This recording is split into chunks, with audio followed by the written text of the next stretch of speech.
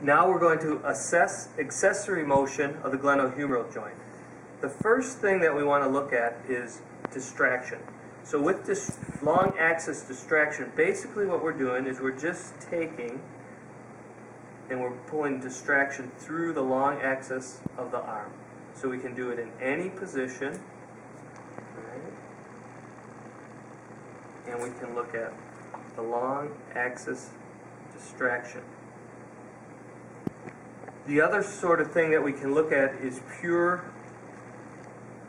distraction at 90 degrees. So this is when we're taking the glenohumeral joint and we're distracting it just at that 90-degree point and distracting out away from the glenoid. So long axis traction can be anywhere throughout the range of motion, pulling along the long axis of the arm, as opposed to pure distraction, which looks at that 90-degree separation point.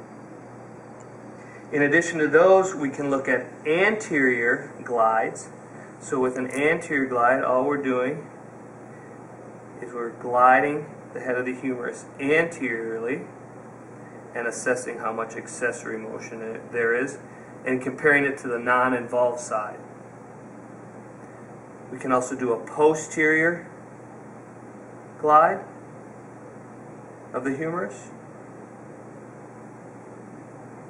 And then the last accessory motion we want to look at is the inferior glide.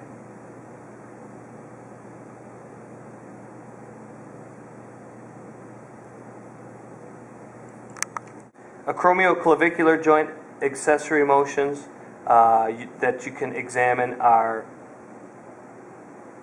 posterior anterior. So using your thumb and your index finger, you can do a posterior with your thumb and then an anterior glide. And then a little more difficult, the superior inferior. The inferior glide is relatively easy by placing your thumb at the distal clavicle and giving an inferior glide.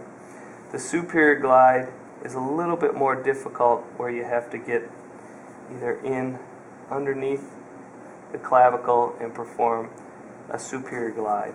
So it's a little bit harder and a little more uncomfortable for the patient. Good. The sternoclavicular joint accessory motion testing, again, you have an anterior-posterior glide and also a inferior and superior glide.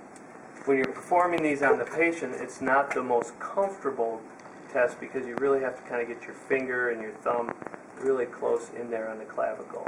But you can again assess a superior inferior and then a posterior and an anterior glide.